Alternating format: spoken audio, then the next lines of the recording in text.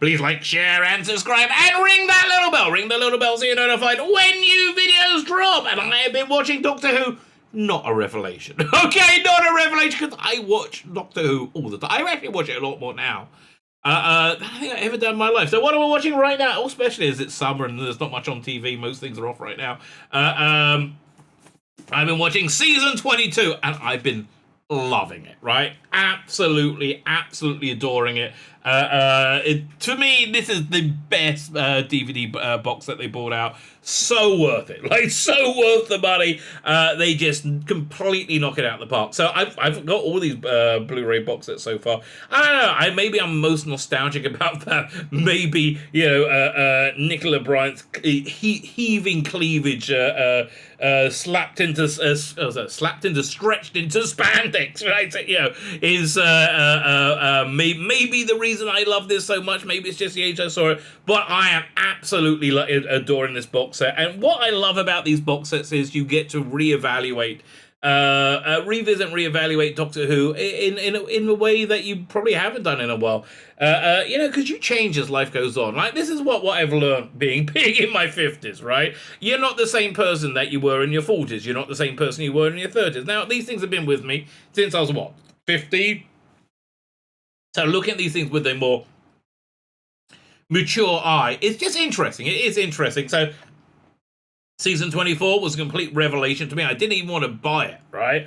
And I found myself really thoroughly enjoying it and being able to accept it for what it was. That baggage I had of it not being what I wanted to be, and also being pretty shit, right? Being pretty embarrassingly shit, did taint my love of it, right? To quite a degree. Same with the Trial of the Time Lord box set. So this one I've always loved, right? I've absolutely loved it, and I was right there during the cancellation storm. That was like my prime early fan years, right?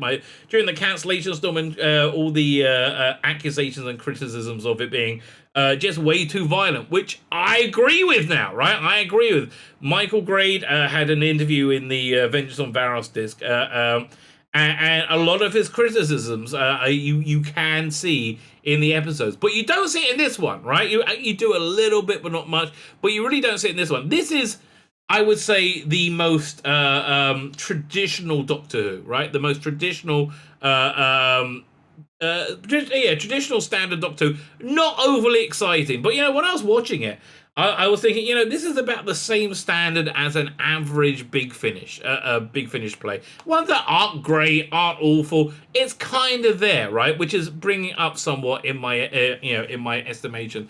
It's just a tiny bit bland compared to the rest of the season, which is insanely over the top. It's so bland. In fact, in the middle of going through, is one disc, right? I think it's one disc going through this. I'm like, you know what? I'm just going to jump forward and watch the first episode of The Two Doctors, which is brilliant. Oh my god, I forgot how great that is. Fantastic. I'm going through those two discs now. That's probably going to take me a good few days before I'll be able to do the review of that. Before we get into the review, please like, share, subscribe, comment. Let me know what you think, right? I do tell you my thoughts often. Let me know what you think. It's the way we interact. Yeah, so like, share, subscribe. Sharing is great. YouTube loves you sharing. YouTube, after having a week of being nice, I think it was like 4 days of being nice to me, which means they just ignored me. So my channel crew normally, they're like, oh, bollocks to that, better throttle you into nothing again. Okay, so if you could hit the subscribe button, thank you very much. If you're on Rumble, hit the Rumble button. Rumble for me, baby, Rumble. Sign up to my Substack. Substack is my email newsletter. I send out every day, because I do content every day, and letting you know where you can find it. If I'm ever deplatformed from YouTube or banned or whatever, that's the way to find me. So please sign up for that. Also, I give out free stuff on that, right? I put out classic Doctor Who strips that are out of print, like the backup strips. Why is there not a reprint of that yet? They reprinted everything else. I wish they did backup strips instead of doing Age of Chaos, which Oh, I forgot that wasn't very good, right? So, yeah, sign up for that. It's absolutely free. Every Friday I'm sending out a new adventure book, or I might start doing the Eighth Doctor adventure, like the out of print books, right? Which I really, really like all those things. So sign up for that. I also have a paid one. I send out more exclusive content on the paid one. It's $5 a month. Look, it's basically just for you to send me a couple of bucks, which I will not stop you, right? I will not stop you in any way, shape, or form. Fine. Let's talk about Mark of the Rani and the more importantly, this Blu-ray presentation of it, which is freaking awesome, right? And I've been through most of it, not all of it. I can't go through all the subtitle stuff, right? That takes forever. So my first impression of this is what a professional and solid script it is. It's not Shakespeare, right? It's not Shakespeare, but it does what Doctor Who does. It does what the contemporary drama of the day does, and does it very well. I mean, essentially, why this happened is that for some reason they talk about this in the makings of the BBC had employed a bunch of outdoor broadcast or some a filming unit, and then the people who needed them cancelled it. But so they had basically outdoor filming going for free, and they wanted some production to use it. John Nathan Thomas was, yep, absolutely, snap that up. So a lot of it went from studio to location recording, and it looks fantastic, right? Generally speaking, for its age, right, for mid-80s, it looks fantastic. It looks as good as anything on TV did that, in that time. Had excellent guest cast. I don't think there was the only duffer in it was Atlee Ainley, who is he seems to have just wandered in from Panto, right? Actually, he seems like he's off his face on something. He seems like he's and not Atlee Ainley, his master. It seems like his master is just this other ketamine or crystal meth. He's got this and he pads around like a feline. It's really weird, right? It's really weird. He's essentially Baron Hardup in this. It is so strange. Kate Amara's excellent, and just the cast in general. They have what's the guy's name? He was in EastEnders, right? He was the patriarch of the family with Michelle Ryan in it, right? Who I remember because A, she was super hot, and B, she played Lady Christina. Michelle Ryan and Kat, and so was he a bus driver in that? I really can't remember, but he's in it playing a Luddite. And the other thing about the script is, other than delivering sensical entertainment, right? At the beginning, middle, and end, everything kind of makes sense. Although Perry's costume in this doesn't really make any sense. She's wearing this really weird, bright yellow and pink dress. You're like, well, what's she dressed like that for? You find out in a cut scene, a deleted scene on the disc, that they were going to go to the opening of Kew Gardens, and when she had the top off, she looked pretty darn good. When she put the jacket on, looked awful, right? Looked absolutely awful. Something weird about this Doctor and Perry relationship that goes through this whole season is how much Perry deeply dislikes the Doctor, right? She's always pissed off at the Doctor, and I think that's just more mid-80s, a combination of mid-80s excess and Eric Saywood really not having a direction, right? I watching again. The great thing about these box sets is you get to really evaluate these things from a new perspective. And I know he was against the Colin Baker casting and certainly the costume, but he had no idea what to do. It's like, well, what do you do with this shit? Doesn't make any sense, right? And you kind of feel that coming out in the script. So fortunately, Pip and Jane Baker are seasoned professionals. This was a script that was already in the slush pile, and they know what they're doing writing TV, right? It's not that scintillating, but it was solid, right? And look, if you're a fan of the current era, God bless you, love you, got nothing against you. I think the quality of writing in the current era has just not been professional, right? If they could have produced a script that, to the quality that Pip and Jane Baker did, which is very ironic because Christian will famously went on TV saying, don't you think it could have been a bit more, a bit better, a little bit of scripting could have been a bit, man, whoa, pot, kettle, black, may I say, that aged badly, didn't it? Yes, that aged extremely badly. But yeah, no. Again, a really genuinely solid script that was actually educational, like genuinely educational. You learn a lot about the industrial revolution from it. You learned about Stevenson, and it didn't feel like somebody was educating you. It felt like it was part of an organic part of the storytelling, right? Which something unheard of, right? In the current era, it felt smooth. It felt like it completely worked. So yeah, this story is significantly better than I remember it being, right? And it's again really great to revisit it. But still, the master and the Rani are so weird. It's so incredibly weird. Now, something that does slow it down a bit is the directing and the music, right? But again, this was very contemporary to 85. Sarah Helling's directing it. I think she was the first-time director on that, brought in by John Nathan Turner. And people love John Nathan Turner because he basically had a lot of people's backs and helps a lot of people out. That's why he was always so shocked that he was shivved in the Night of Long Knives. That was the fourth Doctor Who. He just thought he was so loved by everybody, and he basically did a good job, including with season 22. It's just Michael Craig very accurately said, you've lost your direction completely. You have no idea what you're doing, and it looks like tat. And it did, and I think he's basing it more on things like Twin Dilemma, right? It just looked like tat, which is very, very unfortunate. But he was indeed correct. But anyway, as I said, the script far better than I thought it was. So let's go through what else is on this disc. Behind the Sofa. Love Behind the Sofa, right? Behind the Sofa is normally my go-to first thing to watch because I've seen these stories before and I know what's in them, right? So that's not a shock, right? It's not. So I'm not there to like find out what's going to happen. But it gives you a nice overview of the story of what to expect. You got Peter Davison, Sarah Sutton, and Janet Fielding with one group, Sylvester McCoy and Wendy Powbury. Weird combination for a second group. And then you got Colin, Nicola, and Terry Malloy in the third group, and you know they basically do what you expect to do. You got Sylvester and Wendy is like, well, this is a bit horrible and violent. Like, what's goes up with that, right? You got Peter Davison, Sarah Sutton, and Janet Fielding take the piss constantly.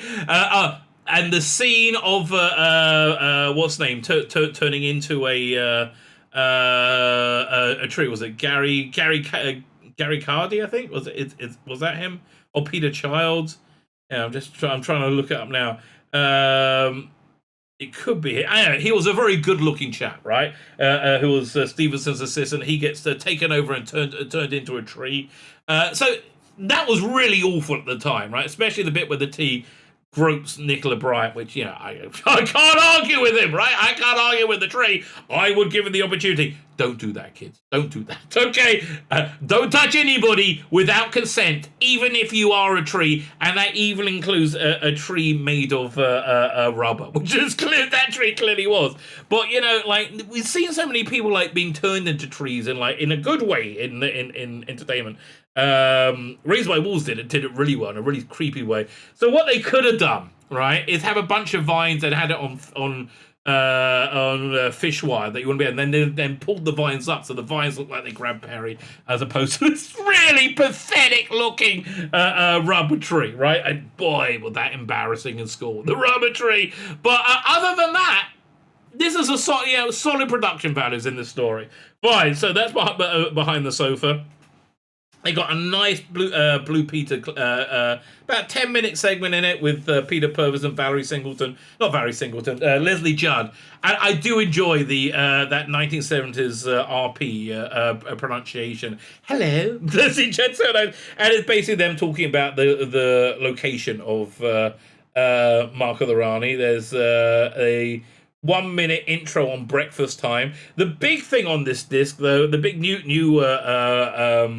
content is called Location, where you got Colin and Nicola going on the locations for Attack of the Cybermen, Mark of the Rani, and Revelation. Is it Revelation of Daleks? Whatever the Dalek story is, right? And they're normally joined by the directors. Matthew Robson, who did Attack of the Cybermen, now lives in Cambodia. I thought he was dead for some reason. I really did. But they always chime in, and you do get really fascinating little insights. My favorite one, of course, is when it was so gold making Attack of the Cybermen, and that's when Nicola was in a pink spandex. Her nipples did protrude quite in a quite deadly fashion. So they tried to put a cotton wool in to like smooth it over. Now she didn't look just lumpen and misshapen. So I don't know. Maybe she just warmed them up somehow. I don't know. But you get little fascinating bits in there. The snow in the locations for Revelation of the Daleks. It looks like it was miserable, right? It looks like it was absolutely miserable. Did you know? And you find this out in this thing that they originally offered the mutant who was underwater, had that hand come out in Revelation of the Daleks, to Laurence Olivier, right? And he was gonna be like fighting the Doctor, rolling down a snow hill. It's like I don't see that happening. But it's a little bit dull. I have to say the location is a little bit dull. It's kind of fun seeing Colin Nicola. One thing though, that I want to give a little bit extra praise to is the interview with Matthew Sweet on the first disc, on the Attack of the Cybermen disc. Because that stuck with me, right? Because it mostly didn't deal with his Doctor Who time, but it's a really, really excellent interview because it really goes into who Colin Baker is, and I understand him a lot more now. Like, yeah, he's very into social justice, right? And I think that's from feeling weak, feeling hurt, and he doesn't like the idea of somebody being marginalized or depowered, because that's how he spent much of his life, right? And his very somewhat violent roles that he was known for, his aggressive roles, is a reaction to that, right? And you get a sense of his vulnerability through that interview. It's a fantastic interview, but that feeds a lot more into understanding his performance in this story, and also in the location. Lords and Luddites is the making of. It's a solid workmanlike making of. Talking Heads. This is from the 2006 release. Deleted scenes, I already talked about. Rogue Time Lords is like this little 10-15 minute thing they put together, I think from the 2006 release. It's actually kind of fun. Rogue Time Lords and those Deadly Divas, they use the Assidious font, which was big in the early 2000s, before the return on TV. It's very, like, as a designer, that was somewhat nostalgic for me.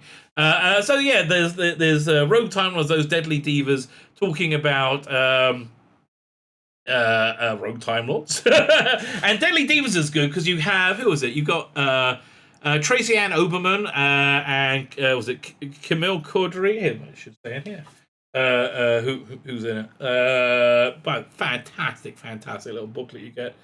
Those Deadly Divas. Where is it? Oh, they don't say, but it's a good little one, and they must have made them all watch a bunch of clips, so they talk about the stuff quite authoritatively. Scoring Doctor Who is pretty good. The scoring list is very again a bit slow. It's not exciting, but it's got its own identity, which I like a lot. It was Peter Halliwell, I think, did the music in this. And it's he really comes into his own, and then the Two Doctors again. I need to take a break and watch an episode of the Two Doctors before finishing this. And yeah, man, his music is fantastic in that. This is again, if I was going to rate this is like an average Big Finish. A Big Finish that isn't great, isn't awful. Okay, that's basically where it is, which is a lot better than where I thought it would be. So there you go. That is Mark of the Rani. Significantly better than I remember. Kate Amara's reminiscences are fantastic. You know, there's so much. She had to do a full face cast to be the crone at the beginning, and to me, she looked kind of Like she looked like she was wearing different makeup or less makeup, right? It seemed to be a lot of work they went to for like 2 or 3 scenes. She was excellent in that, though. The way that she moved to change accent. Clever story. Fits, clever story, educational, entertaining, just slightly not exciting. Like the least exciting story of this season, probably. I know I haven't got the time lash yet, and when I watch time lash, that will be with the new effects. Because man, I don't know how else I'm gonna get through that. But yeah, I'm kind of intrigued to re-evaluate it. But the without that extreme violence, you do get a bit of blandness, which I think is why there was extreme violence in there. Because they didn't. Eric Saywood, I think, was just looked at Colin Baker and said, "I don't know what to do with this. Like, I don't know. I'm drawing a blank, right?" Which is where season 22 comes from. One really sad part of this, though, on location. At the end of it, they say, "Oh, when Colin Baker says when we left." I was in we felt like we had really nailed the character of the Doctor. I was walking on air. I felt really good, right? I didn't know what I was walking into, right? I didn't realize the hiatus I was walking into and the nightmares that I was walking into. And yeah, it's a little bit sad talking about it, but and it still hurts him, right? It's that vulnerability. I really love that interview by Matthew Sweet. It really brought that vulnerability out. I see a lot more now, right? I didn't. Once you see it, you can't not see it. And yeah, I just think I think it really adds an interesting dimension to his performance. Which I hadn't really seen before, which is the point of these Blu-ray box sets, right?